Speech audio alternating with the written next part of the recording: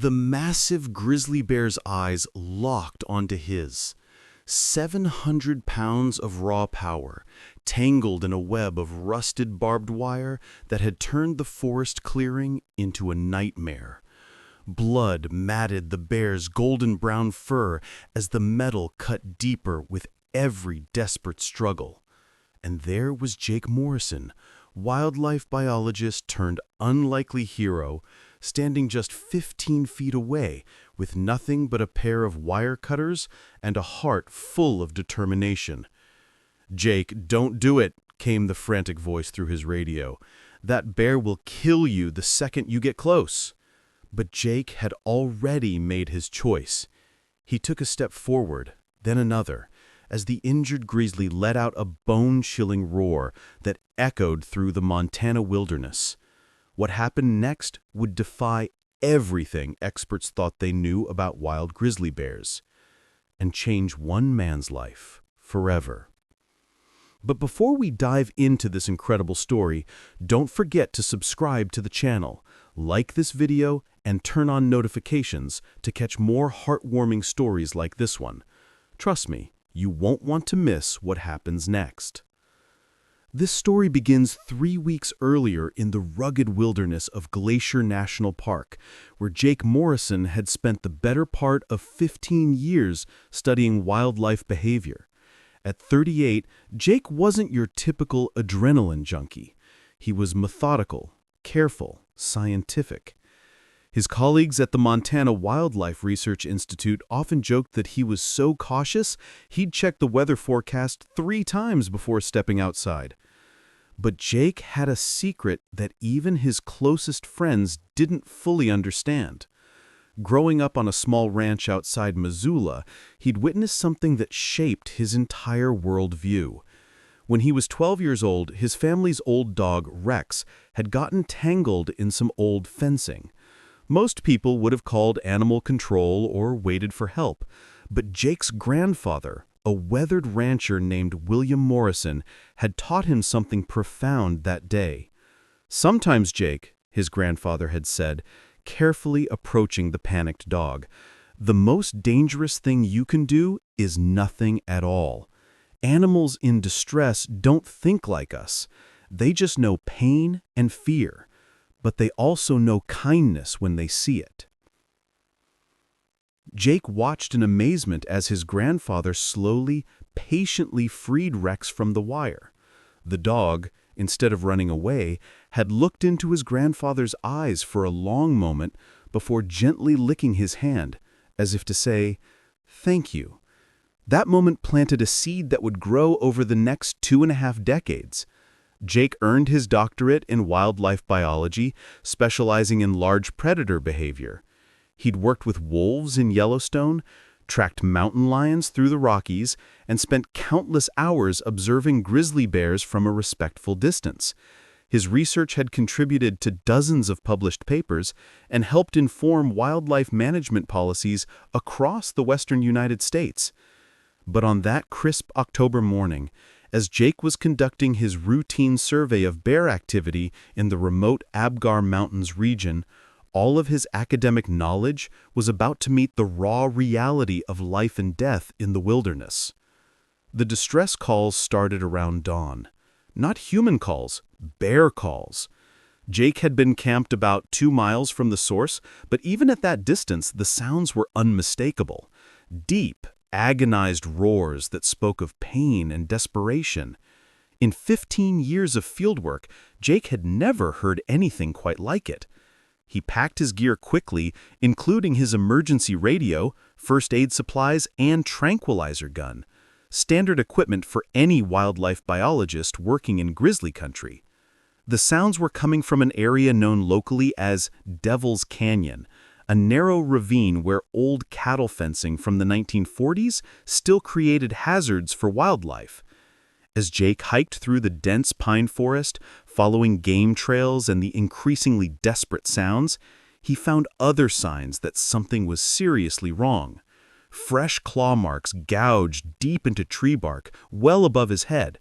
Disturbed earth and broken branches painted a picture of a massive struggle. When he finally reached the clearing, the sight that greeted him stopped him cold. A massive male grizzly bear, easily 7 feet tall when standing, was hopelessly entangled in a complex web of barbed wire fencing.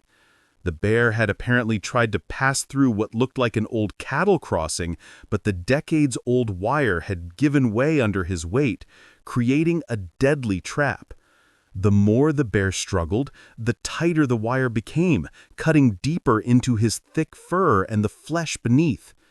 Jake estimated the bear's weight at around 700 pounds, one of the largest grizzlies he'd ever encountered. This was an apex predator in his prime, probably the dominant male in this territory. And he was dying, slowly and agonizingly, in a trap that human hands had unknowingly set decades before. Jake's first instinct was protocol. He radioed back to the research station, his voice steady despite the adrenaline coursing through his veins. "Base, this is Jake. I've got a code red situation at Devil's Canyon. Adult male grizzly, massive size, trapped in old barbed wire fencing, requesting immediate backup and veterinary support." The response came back within minutes, but it wasn't what he wanted to hear. "Jake, this is Director Martinez. We've got your location, but the earliest we can get a full response team to you is 6 hours. The helicopter can't fly in these wind conditions, and the nearest road access is 4 hours by vehicle. What's the bear's condition?" Jake looked through his binoculars at the struggling animal. Blood was beginning to pool beneath the bear, and his movements were becoming noticeably weaker. "He's losing a lot of blood, Maria. I don't think he has 6 hours. There was a long pause before the director's voice crackled back through the radio. "Jake, you know the protocols. Under no circumstances are you to approach a trapped grizzly alone. That's a death sentence. We'll get there as fast as we can, but you need to maintain safe distance and document only." Jake understood the reasoning. Grizzly bears were incredibly dangerous under the best circumstances. A trapped, injured, and panicked grizzly was potentially lethal to anyone who came within striking distance. The protocols existed for good reason. They saved lives. But as Jake watched the magnificent creature's struggles growing weaker, he heard his grandfather's voice echoing across the decades. "Sometimes, Jake, the most dangerous thing you can do is nothing at all." For the next hour, Jake did exactly what he was supposed to do. He maintained his distance, documented the situation with photographs and detailed notes, and provided regular updates to the research station. But with each passing minute, the bear's condition deteriorated. The bear had stopped struggling entirely. He was lying on his side, still breathing, but motionless. His eyes, those intelligent dark brown eyes, were starting to glaze over with the look that Jake recognized from other animals he'd seen in their final moments. He grabbed his radio. "Base, the bear's condition is critical. He's going into shock. If we don't act in the next 30 minutes, we're going to lose him. Jake, I understand your frustration, but you cannot approach that animal. Even if he appears unconscious, a grizzly can go from catatonic to attack mode in seconds. We're moving as fast as we can." Jake looked at his equipment.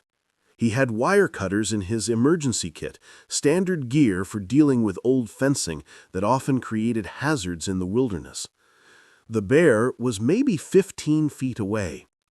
If he could get close enough to cut just a few key wires, he might be able to free the animal enough for it to escape on its own. It was incredibly dangerous. It went against every piece of training he'd ever received. It could easily cost him his life. But looking at that dying bear, Jake realized that some things mattered more than his own safety. Jake spent 20 minutes planning his approach. He studied the bear's position, the layout of the wire, and identified exactly which cuts would be most effective. He noted the wind direction. He wanted to approach from downwind so his scent would be less likely to alert the bear if it was still conscious. He also made A difficult decision. Jake turned off his radio. He knew that if his colleagues heard what he was about to do, they would order him to stop, and he might not have the courage to ignore a direct order. Some decisions, he realized, had to be made alone. Moving slowly and deliberately, Jake began his approach. Each step was carefully placed to avoid breaking twigs or making noise. The bear showed no reaction to his presence, which was both encouraging and terrifying. It suggested the animal was too weak to respond, but it also meant Jake couldn't predict how it might react. At 10 feet away, Jake could see the full extent of the bear's injuries. The barbed wire had cut through the thick fur in multiple places, and the wounds were deeper than he'd initially thought. But what struck him most was the bear's breathing, shallow and irregular. This animal was fighting for its life. Jake pulled out his wire cutters. His hands were surprisingly steady as he identified the first wire to cut, a strand that ran across the bear's back leg and seemed to be causing the most restriction of movement. He took a deep breath and stepped closer. 7 feet, 6 feet, 5 feet. The bear's ear twitched. Jake froze, his heart hammering in his chest. The bear's eye, the one he could see, opened slightly and focused on him. For a moment that felt like an eternity, human and grizzly bear looked at each other across an impossible distance. Jake could see intelligence in that dark eye. And something else, a kind of resigned exhaustion, as if the bear was too tired to be afraid anymore. Very slowly, Jake reached out with the wire cutters towards the strand of barbed wire. The first cut went smoothly. The tension in that particular wire had been extreme, and when Jake snipped it, the bear's leg moved slightly, relieving some of the pressure. The grizzly made a soft huffing sound, but didn't try to move away. Encouraged, Jake repositioned himself and identified the next most critical wire.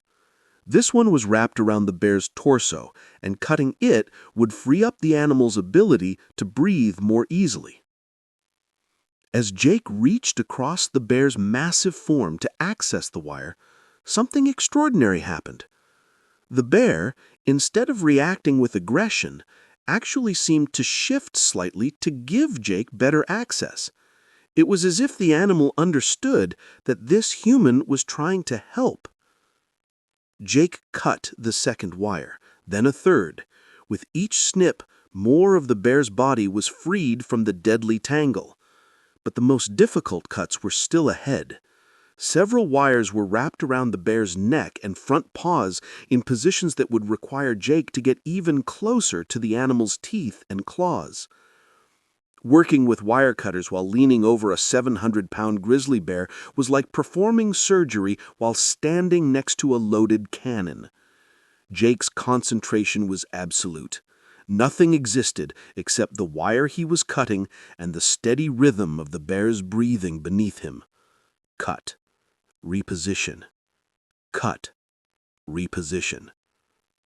The bear remained still, occasionally making soft sounds that Jake began to interpret as encouragement rather than threat. It was impossible, but it seemed like the animal understood what was happening and was cooperating. The most dangerous moment came when Jake had to cut a wire that had wrapped around the bear's front paw and was cutting into the sensitive pad. To reach it, Jake had to lean across the bear's chest, putting his face within inches of the animal's massive jaws. As Jake positioned the wire cutters, the bear did something that defied every expectation. The great animal slowly, deliberately, extended his paw toward Jake as if offering it to be freed. The gesture was so unmistakably intentional, so filled with trust, that Jake had to blink back tears as he made the final cut. With the last of the restricting wires cut, Jake stepped back to assess the situation. The bear was still lying on his side, but now he was free to move. Jake had done everything he could.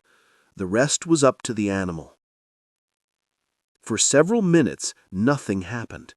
The bear continued to breathe heavily, and Jake began to worry that the injuries were too severe, that he'd risked everything for nothing. Then, slowly, the massive grizzly bear began to move. First, he lifted his head. Then, with tremendous effort, he rolled from his side onto his chest. Jake held his breath as the bear gathered his legs beneath him, and with a grunt of effort that seemed to echo through the forest, pushed himself to his feet. The bear stood swaying slightly, clearly weak from blood loss and exhaustion. But he was standing, he was alive, and he was free. What happened next was something Jake would remember for the rest of his life. Instead of immediately fleeing into the forest, the great bear turned to face Jake. They stood looking at each other for what felt like an eternity, the wildlife biologist and the grizzly bear, predator and prey, two very different creatures who had shared an impossible moment of trust. Then the bear did something that wildlife experts would later say was impossible, something that went against every established understanding of grizzly bear behavior. The bear took 3 steps toward Jake. Jake's training screamed at him to run, to make himself appear larger, to play dead, anything but stand there as 700 pounds of apex predator approached him. But something in the bear's demeanor held him still. There was no aggression in the animal's posture, no threat in his movements. The bear stopped about 4 feet away from Jake, close enough that Jake could see the individual scars on his muzzle, could smell the wild scent of his fur, could hear each labored breath. And then, in a gesture that defied explanation, the great bear slowly, deliberately lowered his massive head in what could only be described as a bow. The moment lasted perhaps 10 seconds. Then the bear straightened, looked into Jake's eyes one final time, and turned to walk slowly but steadily into the forest. Within minutes, he had vanished into the wilderness as if he had never been there at all. Jake stood alone in the clearing for a long time, staring at the place where the bear had disappeared. His hands were shaking now, not from fear, but from the overwhelming realization of what had just happened. He had risked everything to save a wild animal, and that animal had somehow understood and responded with a gesture of gratitude that challenged everything scientists thought they knew about wildlife behavior. When he finally turned his radio back on, the worried voices of his colleagues filled the air immediately. Jake, please respond. What's your status?" "I'm here," Jake said, his voice hoarse with emotion. "I'm okay, and the bear is free." There was a moment of stunned silence before Director Martinez's voice came through. "What do you mean, free? Jake, what did you do?" Jake looked at the tangled mess of cut barbed wire scattered around the clearing, at the drops of blood already being covered by fallen leaves, at the massive paw prints leading into the forest. "I did what needed to be done." The helicopter arrived 2 hours later, carrying a full veterinary team and several very concerned administrators. Jake faced a formal investigation into his decision to ignore safety protocols. There was talk of suspension, of disciplinary action, of the liability issues involved when a researcher went off script. But something changed when the investigators saw the evidence at the site. The amount of blood, the depth of the wire cuts in the surrounding trees, the clear signs that a massive struggle had taken place, all of it painted a picture of an animal that would certainly have died without intervention. Dr. Sarah Chen, a wildlife veterinarian who'd worked with trapped animals for over 20 years, examined the scene carefully. Given the extent of entanglement and the blood loss evident here, she told the investigation panel, I can state with confidence that this animal had less than 2 hours to live when Jake found him. No rescue team could have reached this location in time. More importantly, Dr. Chen found something in Jake's photographs that supported his incredible story. In several images taken during the rescue, the bear's posture and positioning were clearly visible.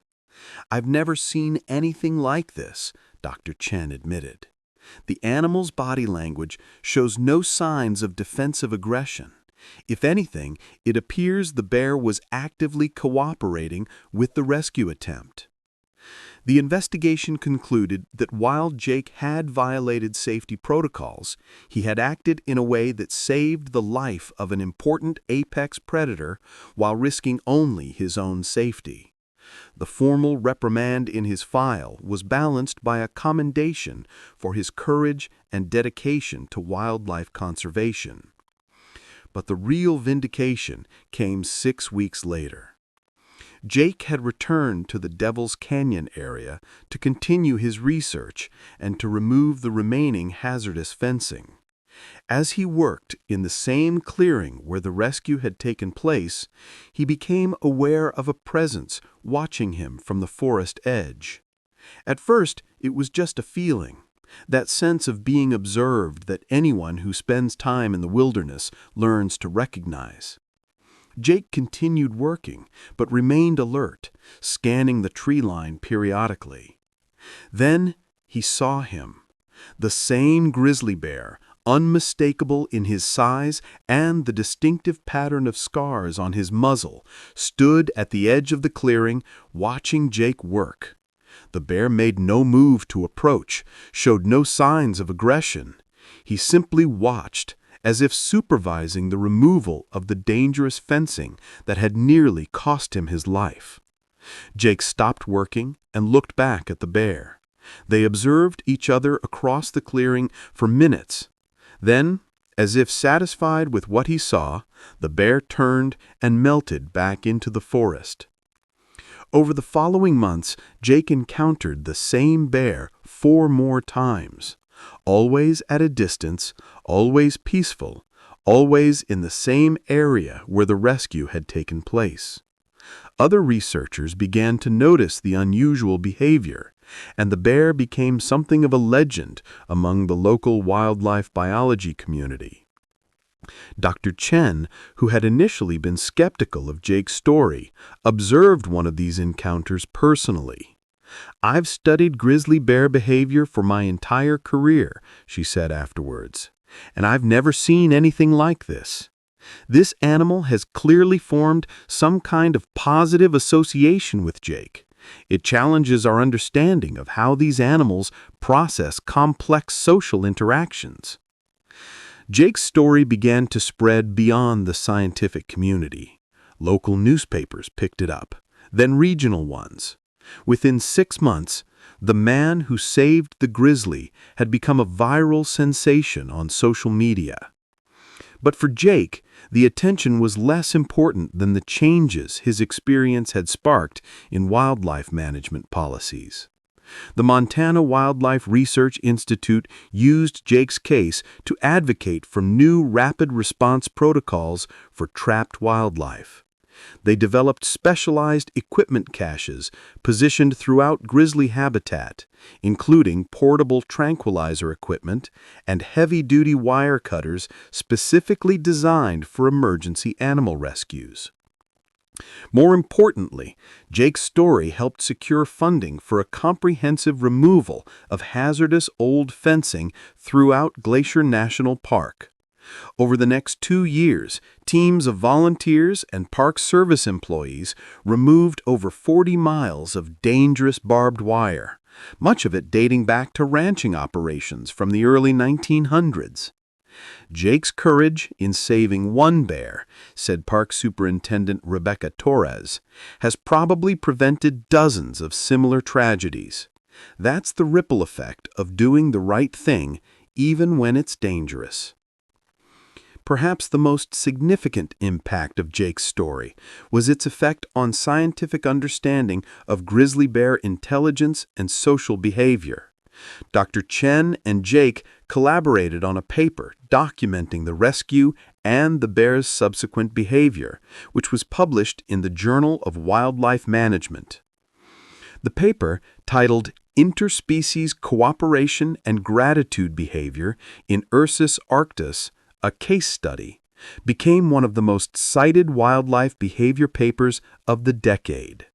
It opened new avenues of research into animal cognition and challenged long-held assumptions about the emotional and social capabilities of large predators. What Jake experienced, Dr. Chen explained, suggests that grizzly bears may have much more sophisticated social intelligence than we previously understood.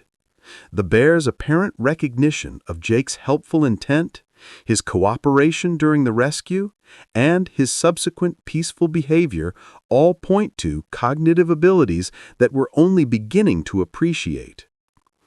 Other researchers began documenting similar instances of apparently grateful behavior in rescued wildlife. A mountain lion in Colorado that regularly visited the area where it had been freed from a leg trap. A wolf pack in Alaska that seemed to deliberately avoid areas where their rescued pack member's rescuer was conducting research, as if giving him space to work safely. The scientific community began to acknowledge that the emotional lives of wild animals might be far more complex than anyone had imagined. For Jake personally, the experience changed everything. The methodical, cautious scientist who had always followed protocols to the letter found himself becoming an advocate for more flexible, compassionate approaches to wildlife management. I realize that all our safety protocols and scientific methods, as important as they are, can sometimes blind us to the simple moral imperative to help a fellow living being in distress. Science should serve compassion, not the other way around. He also became a sought-after speaker at wildlife management conferences, sharing his story not as an advocate for reckless behavior, but as an example of how intuition, courage, and compassion could sometimes lead to better outcomes than strict adherence to rules. "I'm not telling anyone to ignore safety protocols," Jake would always clarify. "What I'm saying is that sometimes the situation demands we find a third option, something beyond just following rules or giving up entirely." The grizzly bear from Devil's Canyon, nicknamed Guardian by local researchers, continued to thrive in the years following his rescue. Trail cameras captured him successfully mating with females, defending territory, and exhibiting all the behaviors of a healthy, dominant male grizzly. But Guardian became known for something else as well. On several occasions, other researchers reported encounters where Guardian appeared to be protecting them from other bears or warning them of dangerous situations. Whether this was coincidence or genuine protective behavior remained a matter of scientific debate, but the pattern was too consistent to ignore. Dr. Martinez, Jake's former director, became a believer after her own encounter with Guardian. "I was alone collecting water samples from a stream when I suddenly realized there was a black bear approaching from my downwind side. I hadn't seen or heard it, but Guardian appeared from nowhere, positioned himself between me and the black bear, and basically escorted the smaller bear away from the area. He then looked at me. I swear he looked right at me, before disappearing back into the forest. Coincidence? Maybe, but I don't think so." Guardian's story became part of the oral tradition of Glacier National Park. Rangers would tell visitors about the rescued grizzly who seemed to return the favor by watching over the humans who worked to protect his habitat. It became a symbol of the positive relationship that was possible between humans and wildlife when both species approached each other with respect, and understanding. Jake's story inspired changes far beyond Montana. Wildlife agencies across North America began reassessing their emergency response protocols, developing faster response systems for trapped animals. The Morrison Protocol, as it came to be known informally, emphasized the importance of having trained personnel capable of making split-second decisions in wildlife emergencies. Environmental organizations used Jake's story to highlight the ongoing problems caused by abandoned human infrastructure in wilderness areas. The Guardian campaign raised over $2 million for fence removal and habitat restoration projects across the western United States. Perhaps most importantly, Jake's story changed how people thought about the intelligence and emotional capacity of wild animals. Children who heard the story grew up with a different understanding of wildlife, not as mindless creatures driven only by instinct, but as thinking, feeling beings, capable of complex emotions and social relationships. A decade after the rescue at Devil's Canyon, Jake Morrison had become one of the most respected wildlife biologists in North America.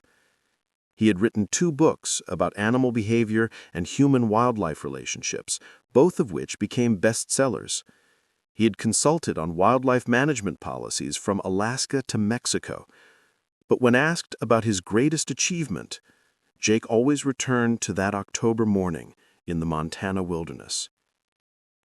Everything else I've done in my career has built on what I learned in that clearing, that animals are individuals, that they're capable of far more than we give them credit for, and that sometimes the most scientific thing you can do is to act with your heart as well as your head.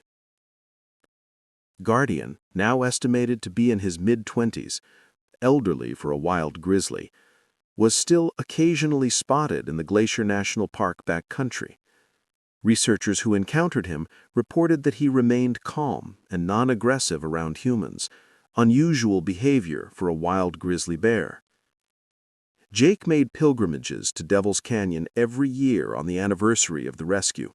He would spend a day in the clearing, now completely free of dangerous fencing, reflecting on how one moment of moral courage had changed so many lives, human and animal alike. On the 10th anniversary of the rescue, Jake was conducting his annual vigil in Devil's Canyon when he became aware of a familiar presence. Guardian emerged from the forest, moving slowly now, his massive frame showing the effects of age, but his bearing still dignified and powerful. The old bear approached closer than he had ever had before, stopping just 10 feet from where Jake sat. They looked at each other across the decade that had passed since their first meeting. The man whose career had been transformed by a single act of courage, and the bears whose trust had challenged everything scientists thought they knew about wildlife behavior. Guardian settled down onto his haunches, a position that would have been threatening in any other bear, but somehow felt peaceful coming from him.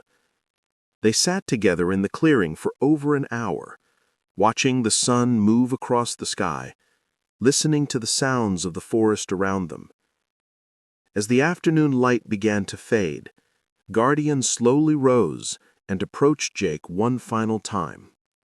The great bear stopped directly in front of the man who had saved his life, and once again lowered his massive head in an unmistakable gesture of acknowledgement and gratitude. Then Guardian turned and walked slowly into the forest, disappearing into the wilderness that had shaped both of their lives. Jake never saw him again, but he didn't need to. The message was clear. Some bonds transcend species, and some acts of courage echo through time in ways we can barely imagine. Jake Morrison's story reminds us that the natural world is full of intelligence, emotion, and capacity for connection that we're only beginning to understand. In a time when human-wildlife conflict seems to be increasing, when habitat destruction and climate change threaten species around the globe, Stories like Guardian offer hope. They remind us that individual animals are not just representatives of their species. They're individuals with their own personality, their own capacity for memory and emotion, their own ability to form relationships that transcend the traditional predator-prey dynamic that we assume governs all wildlife interactions. But perhaps most importantly, Jake's story reminds us that sometimes the most profound changes begin with a single person willing to take a risk, to step outside their comfort zone, and to act with compassion even when it's dangerous or goes against conventional wisdom. Every day around the world, there are moments when someone has the opportunity to help, whether it's a trapped animal, a person in need, or an environmental crisis that seems too big for one person to address. Jake's story suggests that we shouldn't underestimate the power of individual action or the ripple effects that can flow from one moment of moral courage.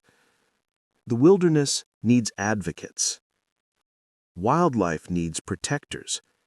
And sometimes, the most important thing we can do is simply recognize that the creatures we share this planet with are more like us than we ever imagined, capable of suffering, but also capable of gratitude, memory, and trust. Guardian's legacy lives on, not just in the policies that were changed or the fences that were removed, but in the thousands of people who heard his story and decided to look at wildlife differently, to see individual animals instead of just species, to recognize intelligence where they assumed there was only instinct, to understand that in the end, we're all just living beings, trying to survive in a complex and often dangerous world. And maybe, just maybe, we can learn to help each other along the way. If this story moved you, there are ways you can help make a difference for wildlife in your own area. Support local wildlife rehabilitation centers. Volunteer for habitat restoration projects. Report dangerous debris or abandoned infrastructure that might pose threats to animals. And most importantly, remember that every animal you encounter, whether it's a backyard squirrel or a mountain grizzly, is an individual with their own story, their own struggles, and their own capacity to surprise you. The bond between Jake and Guardian started with one man's decision to act with courage and compassion. Your own wildlife story could start with the very next choice you make. What will that choice be? Don't forget to like this video if Jake's incredible story touched your heart, subscribe for more amazing animal rescue stories, and hit that notification bell so you never miss the heartwarming tales that remind us why protecting wildlife matters. And let me know in the comments, have you ever had an unexpected encounter with a wild animal that changed how you think about wildlife? I'd love to hear your stories. Until next time, keep believing in the power of compassion to change the world, one animal, one person, one brave decision at a time.